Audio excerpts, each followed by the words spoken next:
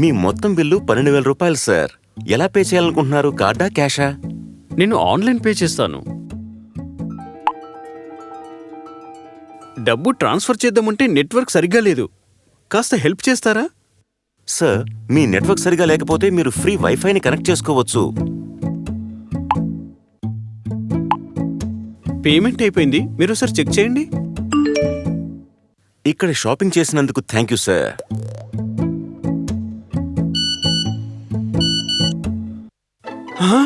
ఈ ట్రాన్సాక్షన్లో నేను చేయలేదే. నేను డబ్బు ఎవరికి చెల్లించకుండానే నా బ్యాంక్ అకౌంట్లో డబ్బులు పోతున్నాయి. చివరిసారిగా మీరు ఎవరికి పేమెంట్ చేశారు, ఎక్కడ చేశారు డాడీ? చివరిసారిగా నేను షాపింగ్ మాల్లో పే చేశాను. అక్కడ నేను ఆన్లైన్ పేమెంట్ చేశాను.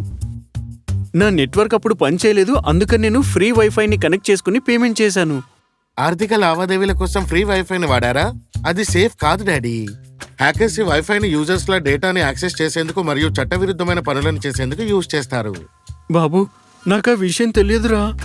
మీరు ఎప్పుడైతే ఫ్రీ వైఫై నెట్వర్క్ ని వాడారో అప్పుడు హ్యాకర్లు మీ వ్యక్తిగత డేటాని యూజ్ చేసి మీ బ్యాంక్ ఖాతా నుండి అన్ఆథరైజ్డ్ ట్రాన్సాక్షన్స్ చేస్తున్నారు. అందుకే మీకు ఈ మెసేజ్లు వస్తున్నాయి.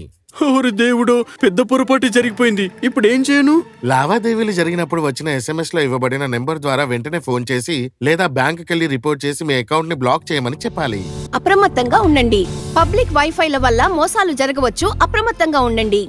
చేయవలసినవి: ఎల్లప్పుడూ సురక్షితమైన వైఫై నెట్వర్క్ ని యూజ్ చేయాలి. మీ దగ్గరలో ఉన్న సైబర్ క్రైమ్ పోలీస్ స్టేషన్ లో జరిగిన దాని గురించి రిపోర్ట్ చేయండి.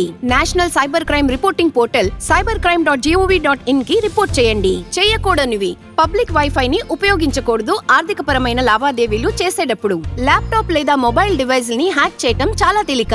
ఏమాత్రం సురక్షితం కాని వైఫై కనెక్షన్ ని వాడతారో హ్యాకర్స్ ఈమెయిల్ ని చదివి పాస్వర్డ్ క్రెడెన్షియల్స్ ని దొంగిలించగలుగుతారు.